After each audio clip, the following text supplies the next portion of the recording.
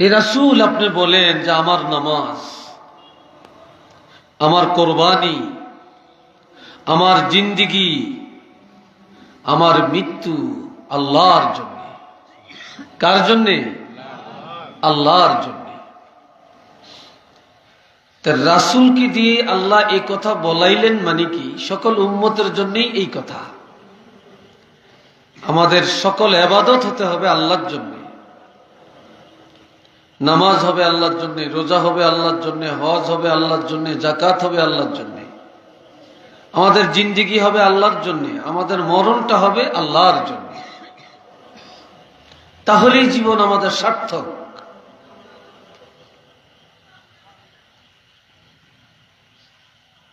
এই জন্যে বিশ্বাসের নাম ঈমান, আর আমলের নাম হইল ইসলাম। কথাটা বুঝছেন কিনা? বিশ্বাসের নাম হইল ঈমান, আর আমলের নাম হইল ইসলাম। এখন আমরা বিশ্বাস করি কিন্তু আমল করি না, আল্লাহকে মানি, আল্লাহর হুকুম মানি না, তাহলে আমরা ঈমানদার হইলাম কিন্তু আমরা মুসলমান হইলাম না। কথা বুঝে আসছি কিনা? আমরা মুসলমান হতে পারলাম না। এজন্য আল্লাহ বলছেন, ইয়া আইয়ুহাল্লাযীনা আমানুত্তাকুল্লাহ,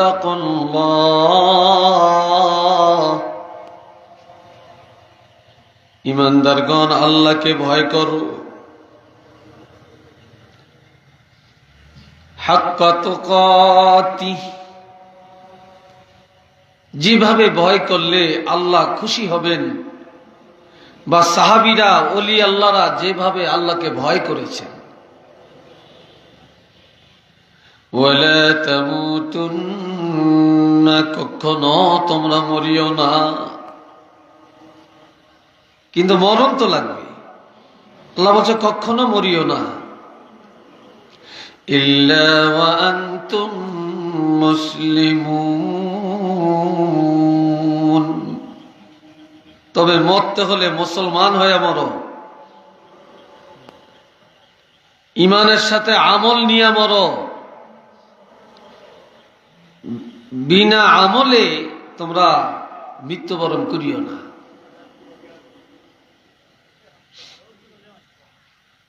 এরপরে আল্লাহ আরো বলছেন, ইয়া আইয়ুহাল্লাযীনা আমানু দুখুলু ফিস-সিলমি কাফা, ও ঈমানদারগণ তোমরা ইসলামের মধ্যে পরিপূর্ণভাবে প্রবেশ করো। যদি তোমরা ঈমানের দাবিদার হও তাহলে ইসলাম মানো, আল্লাহর আদেশ নিষেধগুলো মানো, রাসূলের তরিকাকে ফলো করো।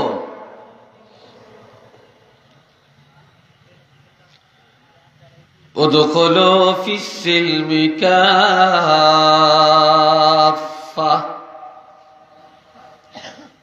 কমপ্লিট আত্মসমর্পণ করো, আল্লাহর কাছে সারেন্ডার করো।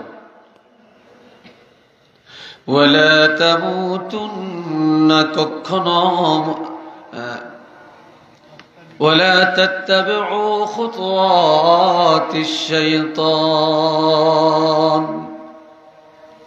শয়তানের পথ অনুসরণ করো না। ইন্নাহু লাকুম আদুউম মুবিন, সে তোমাদের প্রকাশ্য দুশমন। আমরা যারা আল্লাহকে বিশ্বাস করি, আখিরাত বিশ্বাস করি, পরকাল বিশ্বাস করি, কবর হাসর বিশ্বাস করি, কোরআনকে বিশ্বাস করি, তখন আমাদের উপর ইসলামের বিধান চলে আসছে। নামাজ পড়া লাগবে, রোজা রাখা লাগবে, হজ করা লাগবে, যাকাত দেওয়া লাগবে, পর্দা করা লাগবে, মা বাপের খেদমত করা লাগবে, সুদ খাওয়া যাবে না, ঘুষ খাওয়া যাবে না, জুলুম করা যাবে না, মিথ্যা বলা যাবে না, বেপরদায় চলা যাবে না। এই অন্যায়গুলো থেকে বেঁচে থাকা আর শরীয়ত সম্মত আমলগুলি করা, এটার নাম ইসলাম। আপনি নামাজ পড়লেন, আপনি মা বাপের খুব খেদমত করলেন, কিন্তু আপনি সুদ খাইলেন, আপনি মুসলমান হতে পারেন নাই। আপনি হজ করছেন, আপনি যাকাত দেন, কিন্তু আপনি ঘুষ খান, আপনি মুসলমানের কাতারে নাই। আপনি 5 ওয়াক্ত নামাজ পড়েন, বাড়িতে যে মা বাবার খুব সেবা করেন, কিন্তু আপনি মদ পান করেন, আল্লাহ এটা নিষেধ করছেন, এটা ইসলামে নাই, আপনি মুসলমানের কাতারের মধ্যে নাই। আমি কথাটা বুঝাইতে পারছি কিনা? ইসলামের কোনটা মানবো কোনটা মানবো না, আল্লাহ তো এটা বলেন না। আল্লাহ বলছেন ইসলামের সবগুলো আইটেমকে তোমরা মানো, আর ইসলামে যতগুলো নিষেধ আছে এগুলা তোমরা বর্জন করো। নামাজ পড়া আল্লাহর একটা নির্দেশ, হজ করা আল্লাহর একটা নির্দেশ, যাকাত দেওয়া আল্লাহর একটা নির্দেশ, পর্দা করা আল্লাহর একটা নির্দেশ, সন্তানের উপরে পিতামাতার সেবা করা, সদ আচরণ করা, এটা আল্লাহর একটা, চিল্লিয়ে বলেন কার নির্দেশ? আমি প্রশ্ন করলে একটু উত্তর দিবেন, মুখ বন্ধ করে থাকবেন না। একটু কথাবার্তা না বললে তো বোঝা যায় যে আমার সাথে আপনাদের কোনো সম্পর্কই নেই।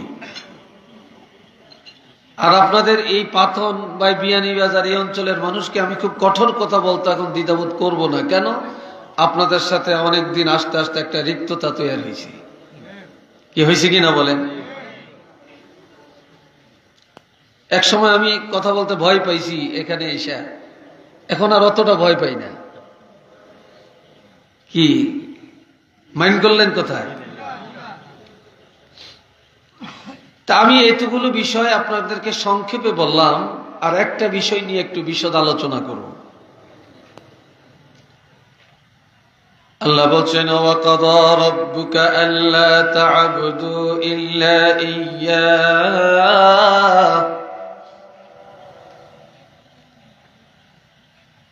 আল্লাহ তার হাবিবকে লক্ষ্য করে বলছেন, হাবিব আপনার প্রভু রব্বুল আলামিন নির্দেশ করেছেন, অর্ডার দিয়েছেন, ওসিয়ত করেছেন কি? আল্লাহ তা'বুদু ইল্লা ইয়্যাহ। হুঁশিয়ার, সাবধান, আমি আল্লাহর দাসত্ব করো, আমার ইবাদত করো, আমি আল্লাহর ইবাদত ছাড়া আর কাহারও ইবাদত করিও না। আমি আল্লাহর জন্যই তোমরা ইবাদত করবে, আর কারোর জন্য না।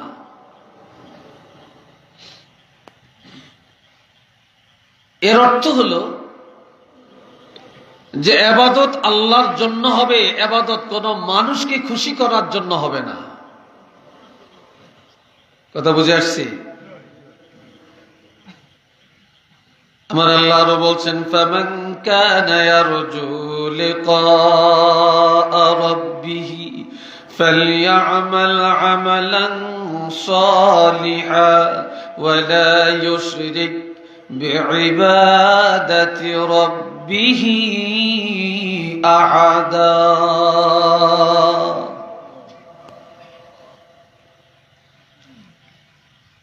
যে ব্যক্তি আল্লাহর সন্তুষ্টি কামনা করে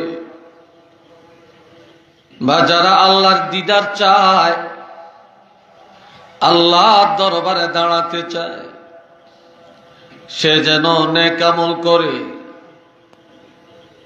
বেশি বেশি করে ইবাদত করে, আমালান সালিহা, আমলে সালেহ। আমলে সালেহ কাকে বলা হয়? মন গড়া কোনো আমল নাই, মন গড়া কারো মতে কোনো আমল নাই। আল্লাহর হাবিবের সুন্নত মোতাবেক যে আমলটা করা হয় এটার নাম আমলে সালেহ। যে আমলের মধ্যে সুন্নত নাই এটা আমলে সালেহ না, এটা নেক আমল না। যেটা নবীর তরিকা মোতাবেক হয় এটা হলো আমলে সালেহ। ولا يشرك بعبادة ربه أحدا। আর আমলের মধ্যে আল্লাহর সাথে কাউকে শরীক করবে না। ইবাদত আল্লাহর জন্য করবে, কোনো মানুষকে দেখাবার জন্য করবে না।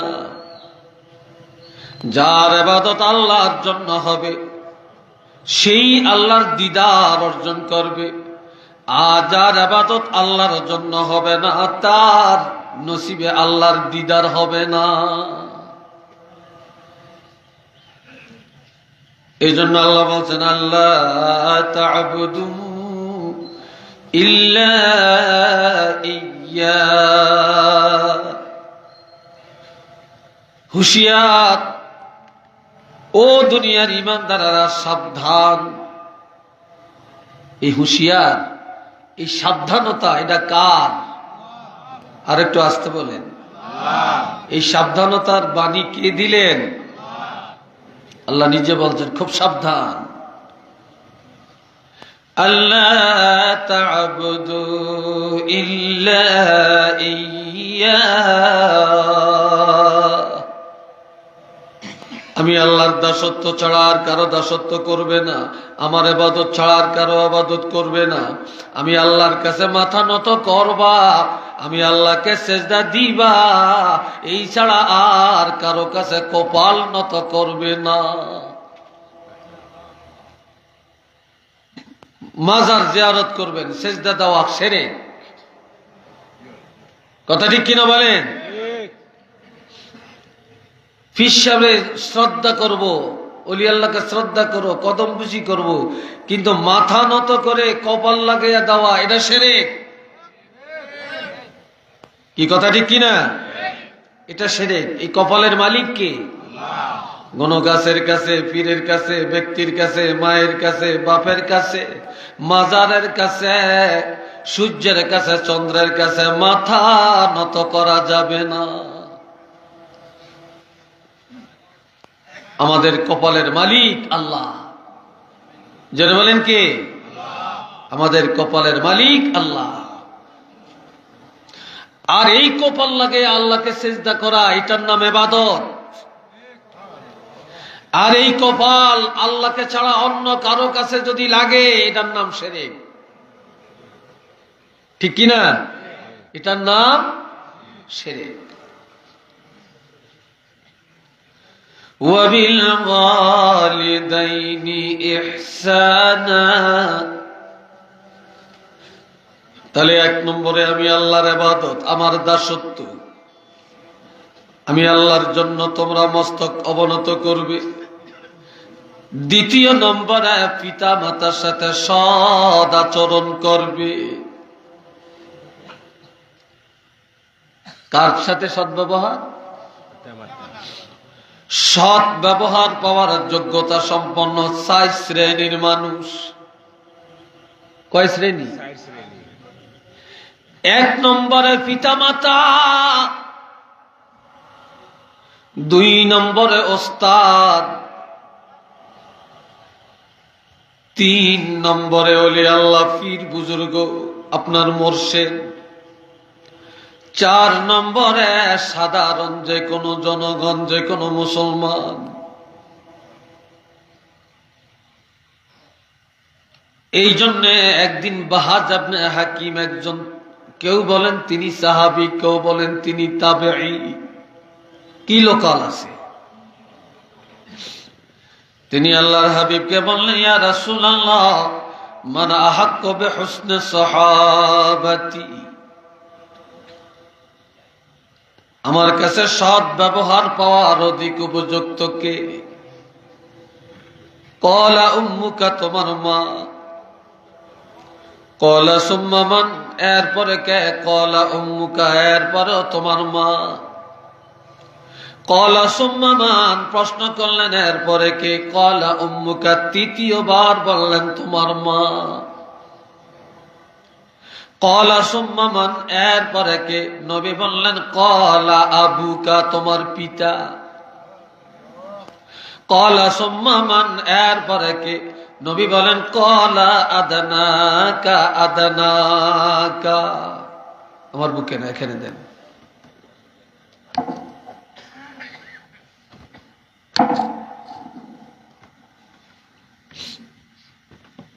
কথা বুঝে আসছে? তাহলে এখানে মায়ের কথা প্রথম নম্বরে আমার রাসূল 3 বার বললেন, এরপরে বাপের কথা বললেন, সব মিলিয়া পিতামাতা 1 নম্বরে, ঠিক কিনা? সব মিলিয়ে পিতামাতা 1 নম্বরে।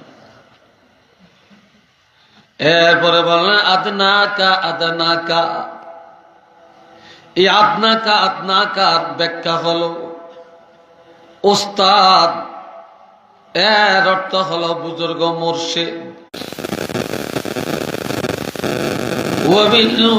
وبالوالدين إحسانا।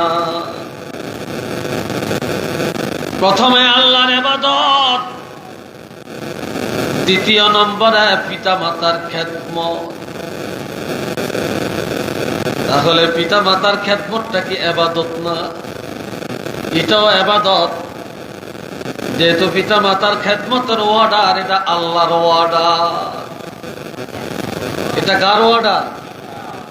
আল্লাহর অর্ডার, এটা আল্লাহর নির্দেশ।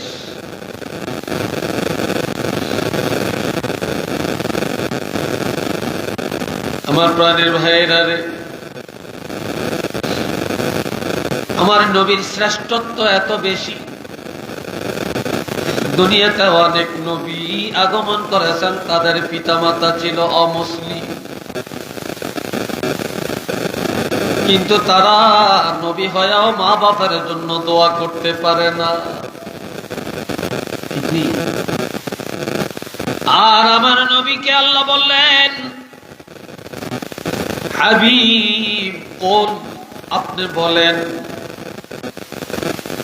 রব্বির হামহুমা কামা রব্বায়ানি সগীরা। আপনি আমার কাছে দরখাস্ত করেন আপনার পিতা মাতার জন্য, এ আমার রব, ইরহামহুমা, তাদেরকে দয়া করেন, তারা হলেন আমার পিতা মাতাকে দয়া করেন, কামা রব্বায়ানি সগীরা, যেভাবে আমার পিতা মাতা শিশুকালে আমাকে লালন পালন করেছেন, দয়া মায়া করেছেন, আল্লাহ তেমনি ভাবে আপনিও আমাদের পিতা মাতাকে দয়া করেন।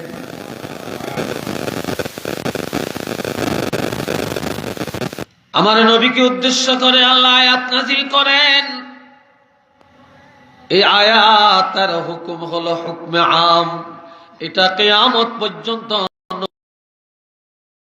সকল উম্মতের জন্য এই নির্দেশ।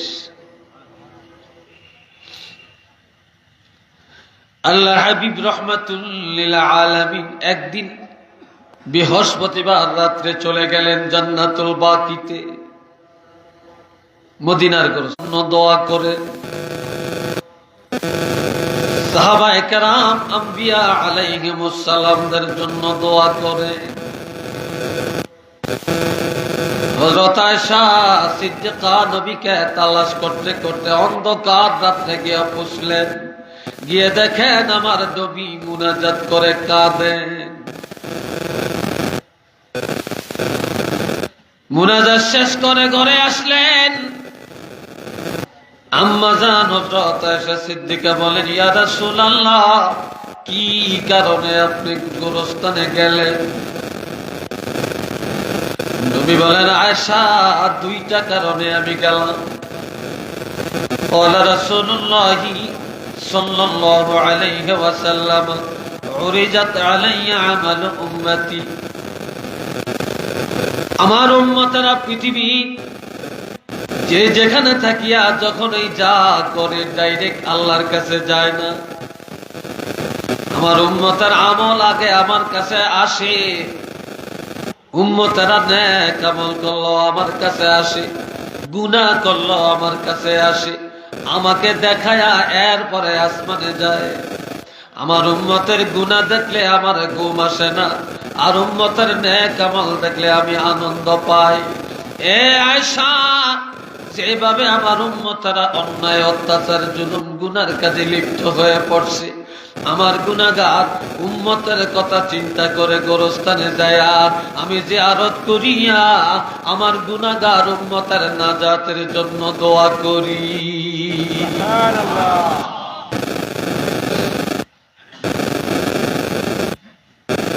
আর একটা কারণ হলো আমি আমার আব্বাকে দেখি না, শিশুকালে মা হারাইছি।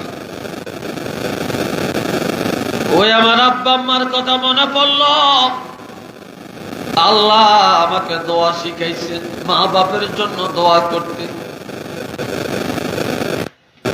সাহাবীরা একদিন প্রশ্ন করেন, ইয়া রাসূলুল্লাহ, আপনার আব্বা আম্মা মুসলমান কিনা? নবী বললেন, ফাকাদ আসলামা, ফাকাদ আসলামা, ফাকাদ আসলামা।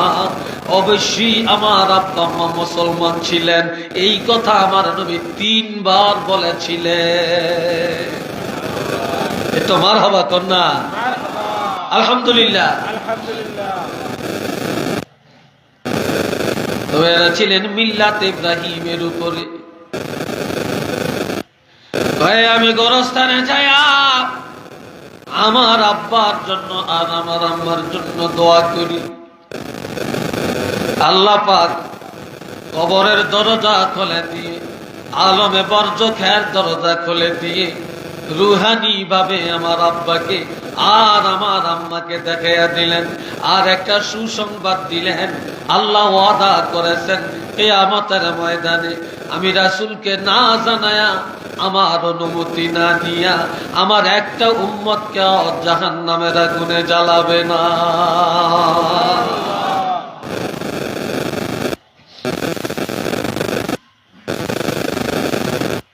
বন্ধুরা হে আমার, ওয়াবিল ওয়ালিদাইনি ইহসানা, এই ইহসানের এক অর্থ হলো তাদের সেবা করা, ইহসানের আরেক অর্থ খেদমত, ইহসানের আরেক অর্থ হলো সুদৃষ্টি, ইহসানের আরেক অর্থ হলো তাদের নাজাতের জন্য দোয়া, ইহসানের আরেক অর্থ হলো তাদের সুস্থ থাকার জন্য দোয়া। ইম্মা ইয়াবলুগান্না ইনদাকাল কিবারা আহাদুহুমা আও কিলাহুমা ফালা তাকুল লাহুমা উফ। আমার দিকে চান, আমার আল্লাহ বলেন, যদি তোমাদের কারো মা বাপ 2 জন, তোমাদের মধ্যে কেউ যদি মা বাপ 2 জনকে মৃত্যুকালে পেয়ে থাকে, অথবা 2 জনের একজনকে পেয়ে থাকে, কোন সন্তান যদি তার মা অথবা তার বাবাকে বৃদ্ধকালে পেয়ে থাকে, যে সময় ঠিক মতো বাবা মা চলতে পারে না, হাঁটতে পারে না, মসজিদে যেতে পারে না, মাহফিলে যেতে পারে না, হাটে বাজারে যেতে পারে না, ডাক্তারের কাছে যেতে পারে না, পুষ্কুনিতে নামিয়ে গোসল করতে পারে না, যে সময় কথাবার্তার মাপকাঠি থাকে না, ওই বৃদ্ধকালে মা বাপের কথাবার্তা তাদের ব্যবহারে তোমরা অতিষ্ঠ হইয়া অসন্তুষ্ট প্রকাশ করিও না, বা আহ শব্দ বলিও না। এক কথায় তাদের মেজাজে, তাদের কথাবার্তায়, তাদের চলাফেরায় তোমরা মন খারাপ করিয়া তাদের সাথে কোনো দিন দুর্ব্যবহার করিও না, তাদের কথায় দুঃখ প্রকাশ করা যাবে না। একটু চিল্লিয়া বলেন না সুবহানাল্লাহ।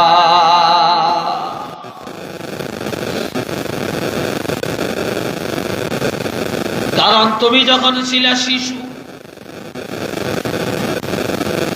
তুমি কত বাবার কানে ধরে টানছ, কতবার নাকি আঙ্গুল দিছে,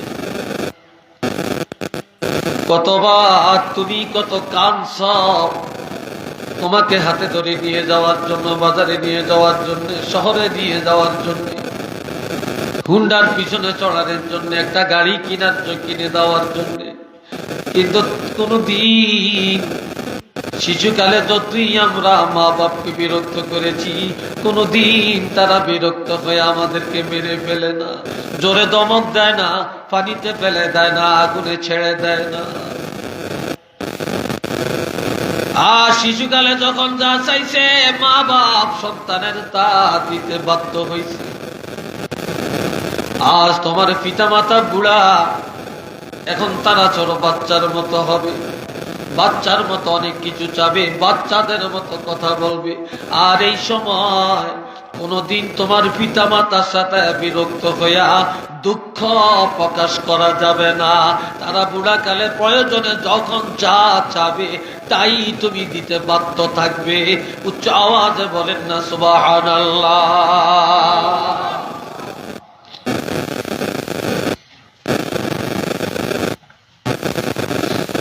ولا تنهرهما,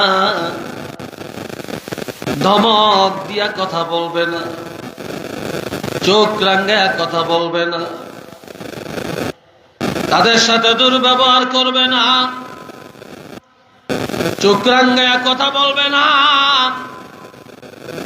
ব্যঙ্গ বিদ্রুপ করে কথা বলবা না। এক কথায় কোন অবস্থায় তাদেরকে ধমক দিয়ে কথা বলবে না, এমনকি চোখ মুখ লালি করে কথা বলা যাবে না। ভদ্রচিত ভাবে কথা বলবে, নরম ভাষায় কথা বলবে, ভদ্র আচরণ করবে। কিভাবে কথা বলবে সেটাও আল্লাহ বলে দেন, وَقُلْ لَهُمَا قَوْلًا كَرِيمًا,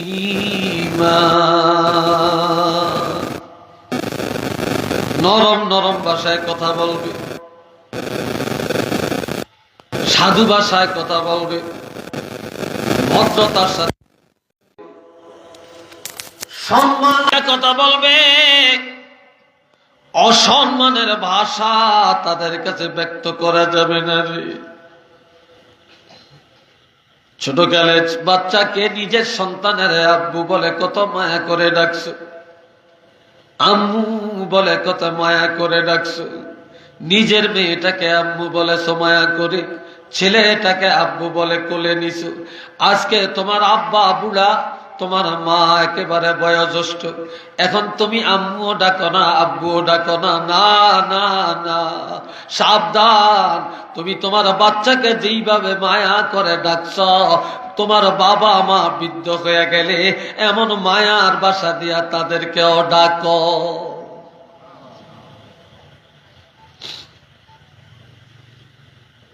আমার প্রাণের বন্ধুরা,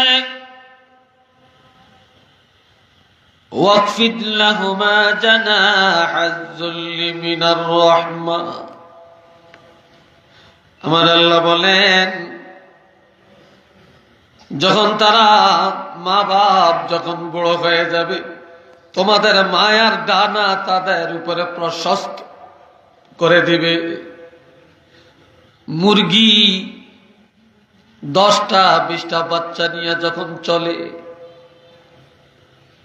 আর কোন শত্রু যদি দেখে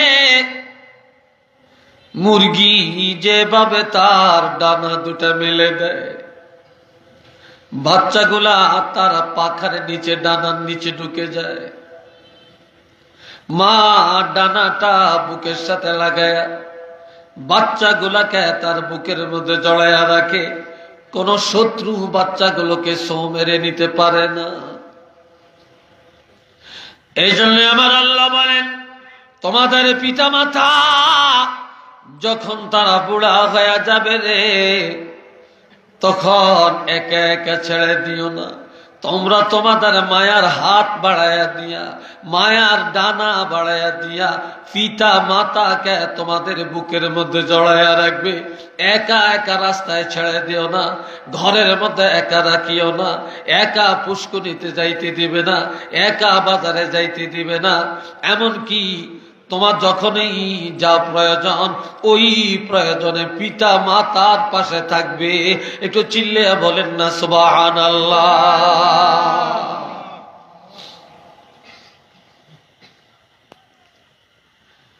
জিন্দা থাকতে খবর রাখি না, মরে গেলে গরু কাটিয়া খাওয়াই, এটার দাম নাই।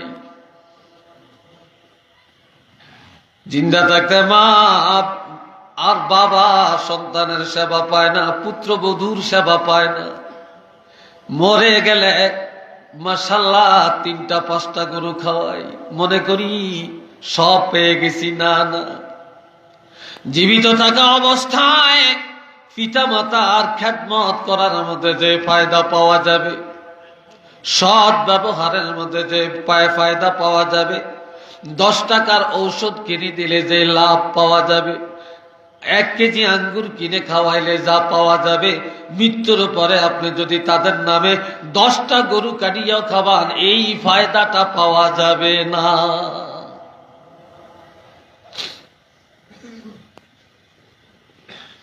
আমার প্রাণের ভাইয়েরা,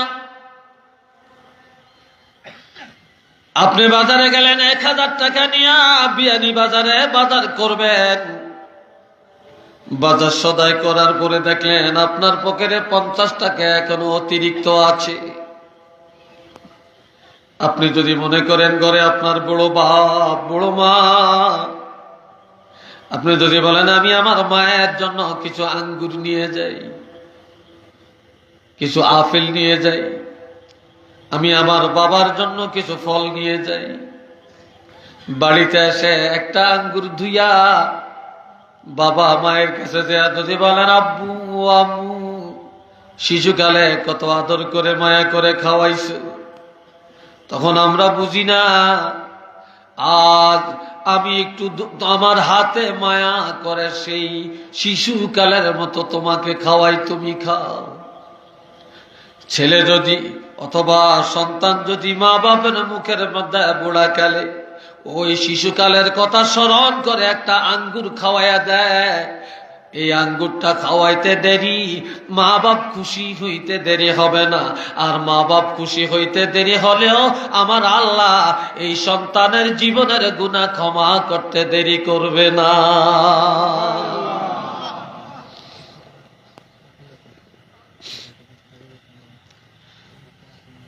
এরপরে তাদের জন্য দোয়া করবেন,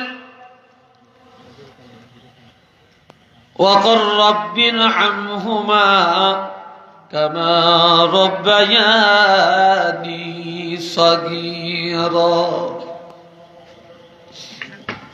সব সময় দুরূদ শরীফ নাই, এই দোয়া আল্লাহ কবুল করে না। যে দোয়ার মধ্যে মা বাপের জন্য দোয়া নাই, ওই দোয়াটাও আল্লাহ কবুল করে না। প্রত্যেক নামাজের পরে মা বাপের জন্য দোয়া করা লাগবে, প্রত্যেক মুনাজাতের মধ্যে পিতা মাতার জন্য দোয়া। আমরা যখন বুড়া হয়ে যাব আমাদের সন্তানরাও তখন আর আমাদের জন্য দোয়া করবে না।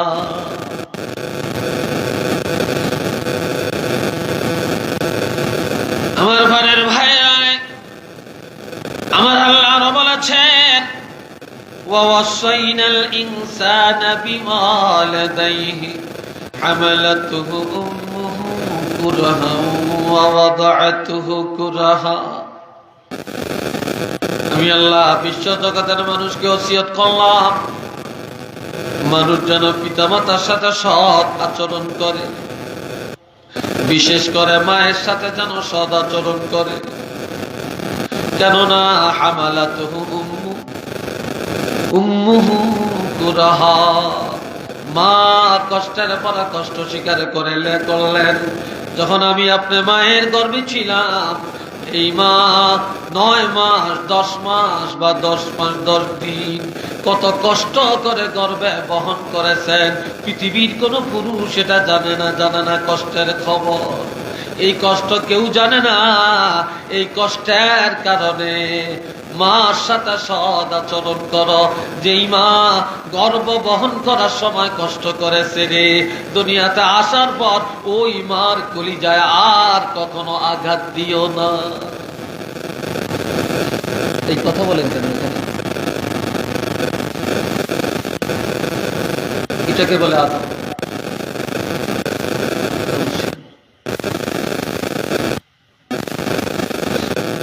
এ বন্ধুরা রে আমার, এরপর আমার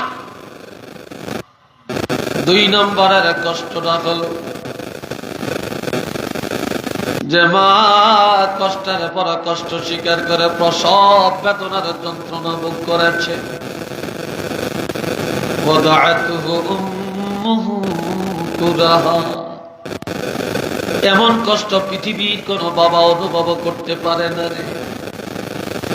যেই মা প্রসব বেদনার কষ্ট ভোগ করেছে, এমন মার কলিজায় তুমি সন্তান কখনো আর আঘাত দিতে যাইও না। 3 নম্বরে ওয়াফিসালুহু ووصينا الإنسان بوالديه حملته أمه وهنا على وهن وفصاله في عامين। যেই মা 2 বছর একটানা দুধ পান করালেন, এই সন্তানের দুধ পান করাবার জন্য খায় না, মরিচ খায় না, বাসি খায়, রাত্রে ঘুমের থেকে সন্তানের খাওয়াইছে, নিজে না খায়া সন্তানের দুধ পান করে কান্না থামাইছে। ও দুনিয়ার মানুষ রে, যেই মা তোমাকে 2 বছর দুধ পান করালো, যে মায়ের দুধের বিকল্প পৃথিবীর জমিনে আর কোনটা নাই। আর যেই মায়ের সন্তান সবচেয়ে কম দুধ পান করেছে, তাফসীরে রুহুল মানিতে আসছে সবচেয়ে কম হলেও 9.5 মণ দুধ একটা বাচ্চা 2 বছরে পান করেছে।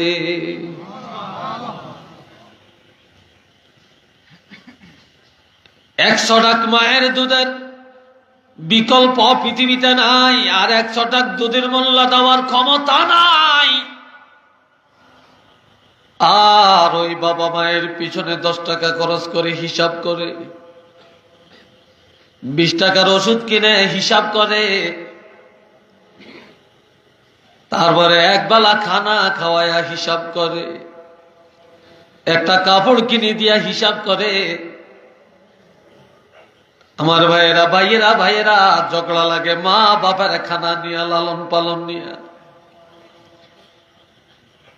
তবে একটা কথা জেনে রাখবেন, পকেটের টাকার ভাগ চলবে, বাগানের গাছের ভাগ চলবে, দোকানের ভাগ চলবে, জমিনের ভাগ চলবে, পিতা মাতা রেখে যাওয়া বাড়ির ভাগ আছে, কিন্তু মা বাপের সেবা করার কোনো ভাগ নাই। যে যত করবেন তত পাবেন, যে যত করবেন তত পাবেন। পিতা মাতার খানা, তাদের খেদমত, তাদের ঔষধ বড়ি, চিকিৎসা, এইটার ব্যাপারে কোনো ভাগ নাই।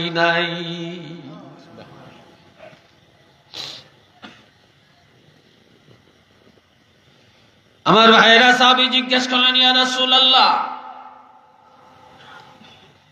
আমার উপর আমার পিতা মাতার দায়িত্ব আমি কিভাবে পালন করব, আমার উপর কি হক আছে? তখন আমার নবী বললেন, হুমা জান্নাতুকা ওয়া নারুকা, তারাই তোমার বেহেশত, তারাই তোমার দোজখ। মা বাপ যদি রাজি থাকে তুমি জান্নাতে যাবে, আর মা বাপ যদি বেজার হয়ে যায় তুমি জাহান্নামী। এবার তুমি চিন্তা করো কি দায়িত্ব তোমার উপরে আসছে, তুমি কিভাবে দায়িত্ব পালন করবে। তুমি যদি জান্নাত কামাই করতে চাও তাহলে মা বাপের সাথে সদ্ব্যবহার করো, আর যদি জাহান্নাম কামাই করতে চাও তাহলে মা বাপের সাথে দুশ্মনী করো।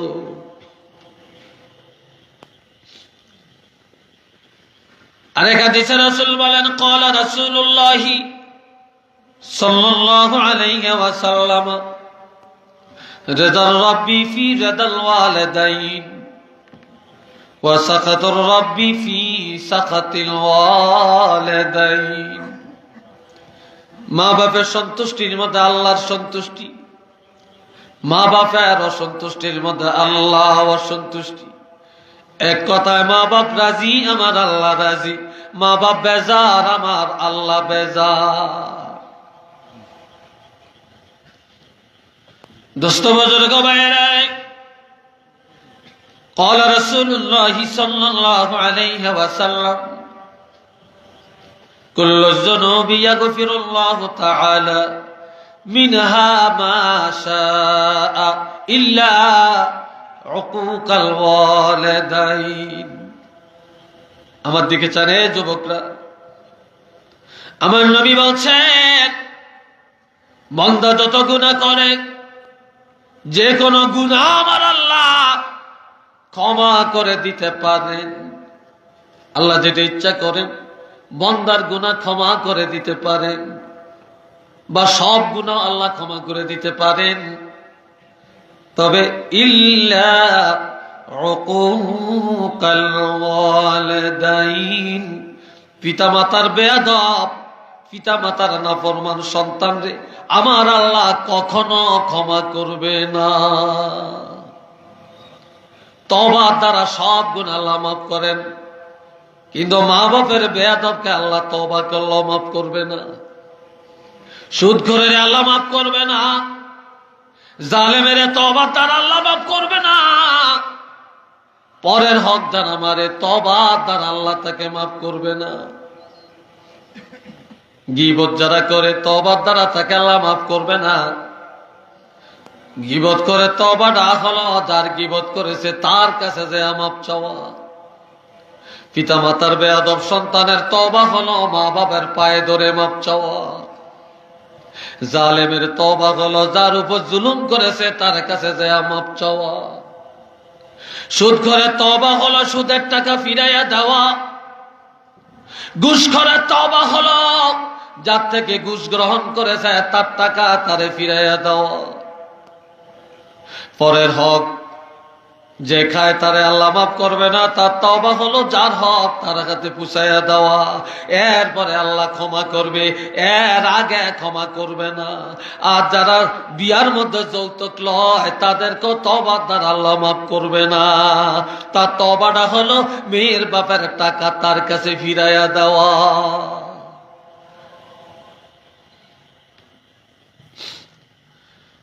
আল্লাহ আরেক হাদিসে আমার নবী বলেন,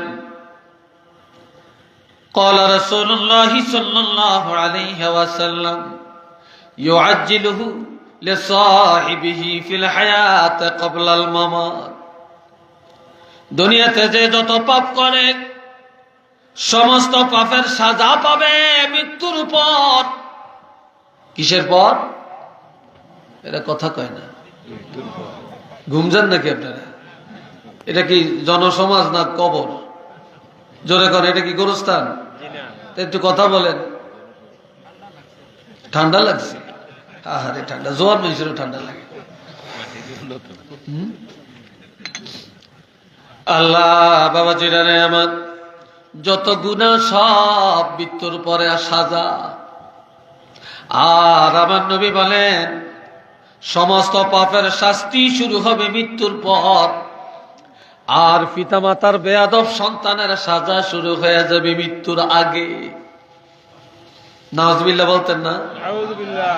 আর একটু আসতে বলেন। নাউজুবিল্লাহ।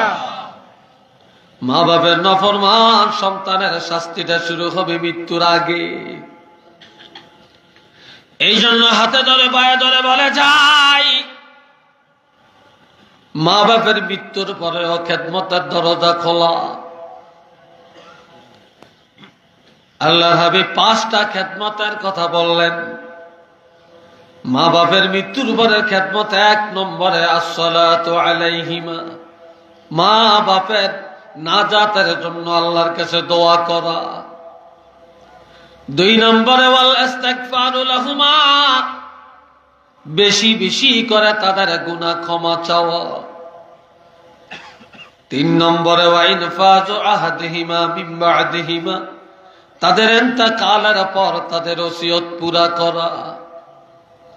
4 নম্বরে ওয়াসিলাতুর রাহিমিল্লাতী লা তুসালু ইল্লা বিহিমা, মা বাপের ইন্তেকালের পরে তাদের আত্মীয় স্বজনের সাথে সৎ ব্যবহার করা। 5 নম্বরে ওয়া ইকরামু সাদিকিহিমা, মা বাপের ইন্তেকালের পর তাদের বন্ধু বান্ধব যারা তাদের সাথে সৎ আচরণ করা, সৎ ব্যবহার করা। একটু চিল্লিয়া বলেন না সুবহানাল্লাহ।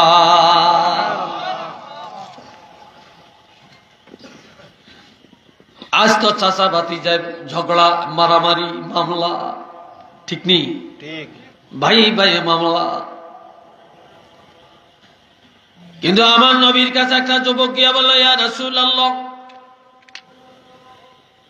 ইন্নী আসাবতু যামমান আযীমা, আমি মারাত্মক অপরাধ করেছি। ফাহাল্লি মিন তাওবাতিন, কোন তওবা আছে কিনা বলেন। নবী বলেন, ওয়াহাল্লাকা মিন আবিন, যুবকরে তোমার বাপ আসেনি? ক্বালা লা, না আমার বাপ নাই।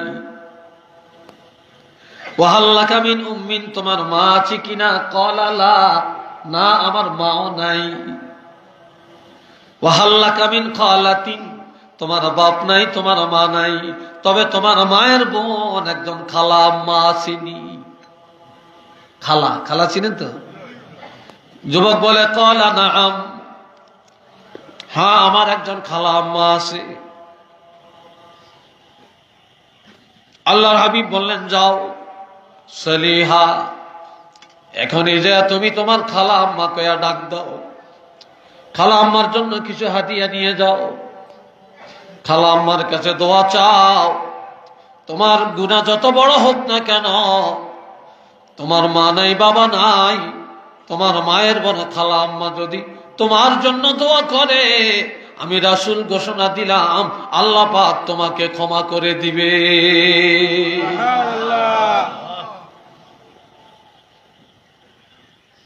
আর একটা যুবক গেলেন, বলেন, ইয়া রাসূলুল্লাহ, ইন্নী আসাবতু যামমান আযীমা, আমি মারাত্মক অপরাধ করেছি। ফাহাল্লি মিন তাওবাতিন, কোন তওবা আছেনি? নবী বলেন, তোমার ওয়াহাল্লাকা মিন আবিন, তোমার আব্বা আসেনি? কয় না। তোমার মা আসেনি? বলে না। ওয়াহাল্লাকা মিন আম্মিন, আম্মুন শব্দের অর্থ হলো চাচা, আরবিতে আম্মুন চাচা, আম্মাতুন ফুফি। তোমার একজন বাপের ভাই চাচা আসেনি? ক্বালা নাআম, যুবক বলেন, হ্যাঁ আমার একজন চাচা আসে। কোন দেশে কয় চাচা, কোন দেশে কয় কাকা, ঠিক আছে তো? এখন বলে, যাও সেলহু, এখনই যায়া তোমার চাচার সাথে সৎ আচরণ করো। তোমার বাবা নাই, বাপের ভাই চাচা, বাপের জায়গায় চাচা, ওই চাচার সাথে সৎ আচরণ করো। চাচার সাথে দুশ্মনী করিও না, কোন শত্রুতায় লিপ্ত হয়েও না। তোমার চাচা খুশি হইয়া যদি দোয়া করে, আমি রাসূল ঘোষণা দিলাম আল্লাহ পাক তোমাকে ক্ষমা করে দিবে।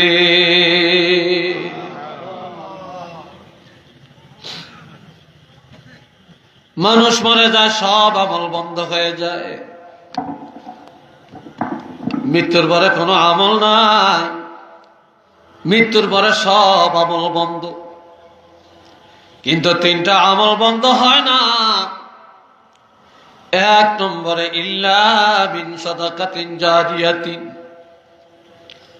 সদকা জারিয়া। মসজিদ মাদ্রাসা মক্তব করলেন, সবসময় দানের হাত প্রশস্ত করলেন, আপনি মরে গেলে কিয়ামত পর্যন্ত এটার সওয়াব পাবেন। 2 নম্বরে আও ইলমিন ইউনতাফাউ বিহি, এমন এলেম যে এলেমে উপকার দেয়, ফায়দা দান করে। আপনি এলেম শিখে যদি কিতাব লেখেন অথবা ছাত্র রেখে যান, এরা যতদিন দোয়া করবে, কিতাব পড়বে, আপনি কবরে থেকে সওয়াব পাবেন। 3 নম্বরে আও ওয়ালাদিন সালিহিন ইয়াদউ লাহ, বাবাজিরা মৃত্যুর পরে যেন দোয়া করতে পারে, মৃত্যুর পর যেন জানাজা পড়তে পারে, এমন সন্তান যে বাবা মা রেখে যায়। ওই সুসন্তান নেক সন্তান যখন এই বাবা মায়ের জন্য দোয়া করবে, বাবা মা কবরে থাকিয়া সেই দোয়াটা পাবে। সন্তানের দোয়ার কারণে তাদের কবর আল্লাহ জান্নাতের বাগান বানাইয়া দিবে।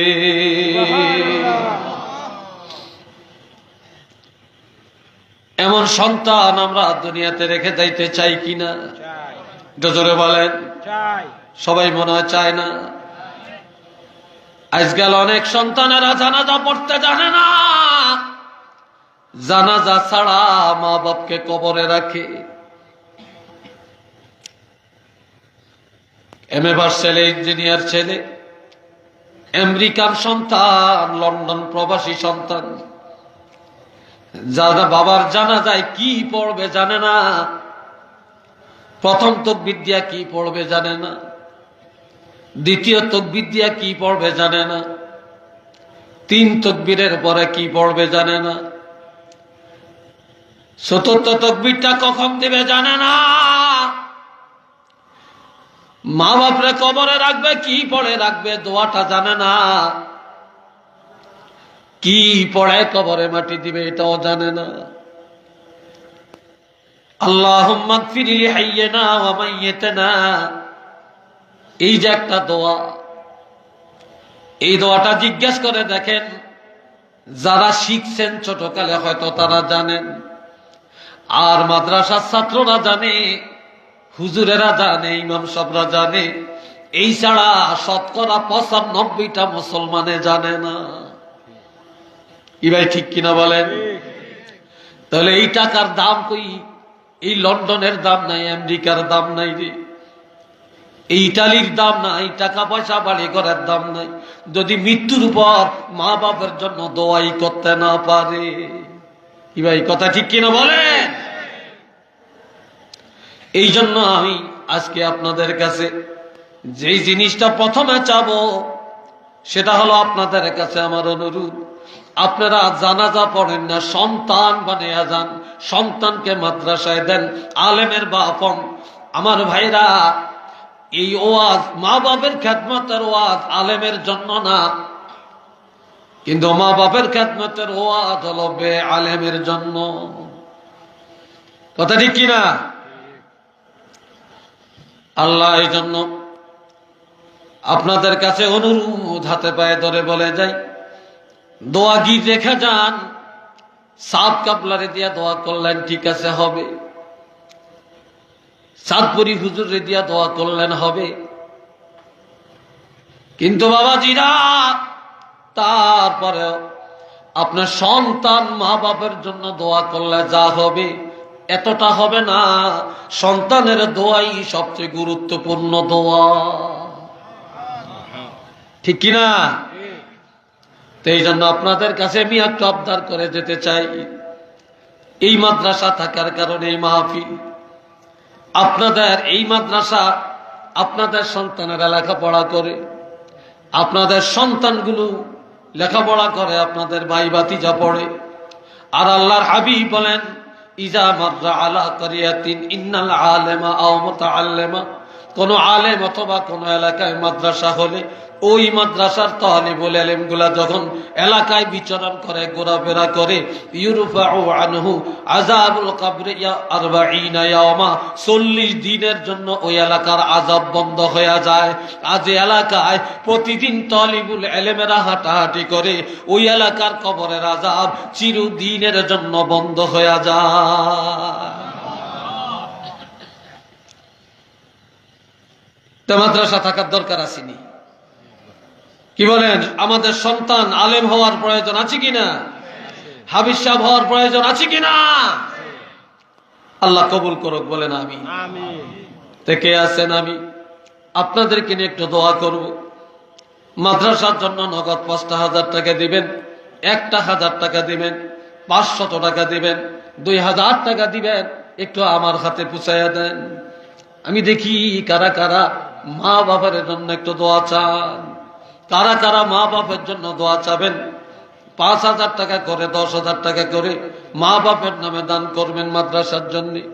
আর নগদ ১,০০০, ২,০০০, ৫,০০০ যে যা দিবেন ৫-৭ মিনিটের মধ্যে দেন। কই একজন একজন করে দেন। আবুল আহমদ ৫,০০০ টাকা। মাশাআল্লাহ,